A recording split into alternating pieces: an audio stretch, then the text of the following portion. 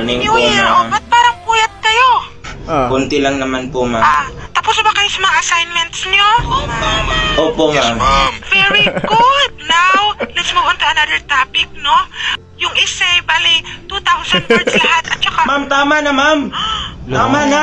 May mga priorities din kami, ma'am. Ako, hindi ko pa nabunood yung Spider-Man. Ay, bot pa akong babasahin, ma'am. Tapos season yung Mobile Legends. Hindi pa ako nakarank game. Naghiwalay kami ng jowa ko, ma'am, dahil wala na Grabe, napakasakit, men. Ano naman sa akin, ma'am? Tama na, ma'am. Ayoko na mag-aral. Magtitinda lang po ako ng shabu. Anyways, let's continue, class.